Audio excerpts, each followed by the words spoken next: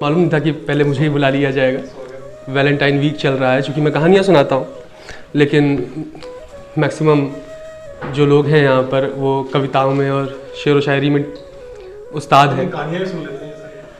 तो मैं कविता भी सुना दूँ? जी। अच्छा। करीब 10-12 साल पहले इंटरमीडिएट पास करने के बाद ये कविता किसी एक मूड में उतर गई थी डायरी पे। उस ज़माने में, उस समय में प्रेम के मायने दूसरे थे, आज के समय में प्रेम के मायने दूसरे हैं। उस समय जो प्रेम के मायने थे वो कविता के उसमें सुन लीजिए, और जो आज प्रेम के मायने हैं वो मैं आपको स्टोरी में सुना दूंगा। मेरी धर्मपत्नी भी बैठी हैं, ये आप ही के लिए है। मैं चकवा पंछी फिरता हूँ, तुम बरस के प्यास बुझाती हो। मैं कानों में कुछ कहता हूँ, तुम सिहर सिमट सी जाती हो।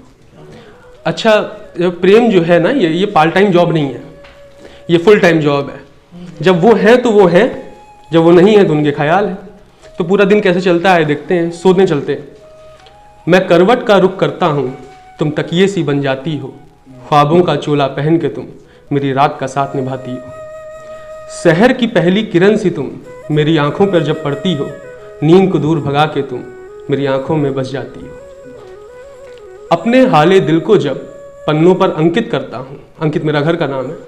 अपने हाले दिल को जब पन्नों पर अंकित करता हूँ, मेरे मन की स्याही बनकर तुम पन्नों पर छप सी जाती हो। जब जब तन्हा बैठूं मैं, तब तब खुद से पूछूं मैं, क्यों इतनी प्यारी लगती तुम, क्यों इतनी मन को भाती हो। जब जब तन्हा बैठूं मैं, तब तब खुद से पूछूं मैं, क्यों इतनी प्यारी लगती तुम, क्यों इतनी मन को भाती हो। कुछ बात तो है इस चाहत में, क्या तुम ही जीवन साथी हो।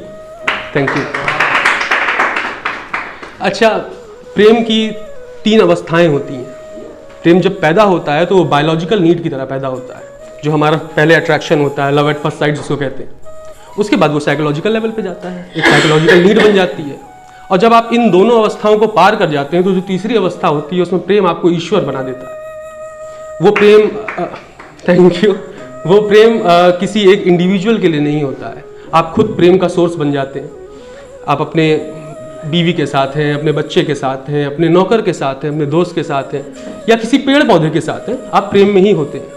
ये तीसरी अवस्था है। इस पे मैं आपको एक कहानी सुना देता हूँ। बात है द्वितीय विश्व युद्ध की। 2 कॉर्पोरल थे, कॉर्पोरल मतलब सिपाही, डैनियल और जैक। जैक डैनियल वाला नहीं, लेकिन डैनियल और जैक थे। तो भारी बमबारी हो रही थी, गोलियां चल रही थी। तो लोग अपने उसमें ट्रेंच में वापस आते थे। जब वो युद्ध कर लेते थे फ्रंट पे, तो ट्रेंच में वापस आते थे।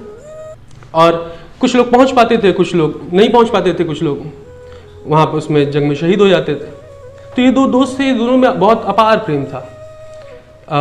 तो ये वापस आए, जैक वापस आया और डैनियल नहीं आया। तो जैक को ये चिंता हुई कि कहाँ है, लोगों से पूछना शुरू किया। तो उसने कहा कि इतनी बमबारी हो रही है, अगर आना होता तब तक आ गया होता, लेकिन वो अभी आया नहीं, इसका मतलब हो सकता है वो ना बचा हो। तो उसने कहा लेकिन मैं देखने तो जाऊँगा। तो मेजर जनरल ने कहा कि ये एक वर्थलेस टास्क है, व्यर्थ की बात ना करो। एक अगर वो चला भी गया है तो उसकी वजह से हम तुमको नहीं खो सकते। तो उसने कहा कि मैं जाऊँगा। तो वो गया। रात का अंधेरा भी था, लाशें पड़ी हुई थी। लाशों में अपने दोस्त का चेहरा ढूंढना अपने आप में एक मुश्किल काम, और रोशनी है नहीं, बमबारी अभी भी हो रही है, किसी को भी देखो तो गोली मारने का ऑर्डर है। ये जाता है अपने दोस्त मर चुका है, लाश को लेकर के वापस आता है, और उसमें इसको भी बहुत सारे जख्म लगते हैं, गोलियां लगती हैं। इतना जख्मी हो जाता है कि मतलब अब वो भी मर ही जाएगा, डैनियल भी। तो जब यहाँ आता है तो उसका मेजर कहता है कि मैंने तुमसे कहा था कि ये एक व्यर्थ का काम है, इसको मत करो, फ्यूटाइल टास्क है। लेकिन तुम माने नहीं, हमने पहले एक जवान खोया, अब तुम्हारी जिद में हम तुमको भी खो देंगे। तो उसने कहा कि ये व्यर्थ का काम था नहीं। जब मैं वहाँ पहुँचा तो जो मेरा दोस्त था वो मरा नहीं था, वो जीवित था। और उसने मुझे जब देखा तो उसने कहा कि मुझे पता था डैनियल तुम जरूर आओगे। बस उतने के लिए मैं वहाँ गया था, और मैं भी जा ही रहा हूँ। बस इससे संदेश ये है कि जंग से ज़्यादा इम्पोर्टेंट प्रेम है, और प्रेम के लिए सारी चीज़ें छोड़ी जा सकती हैं, किसी चीज़ के लिए प्रेम को नहीं छोड़ा जा सकता। Thank you. Happy Valentine's day.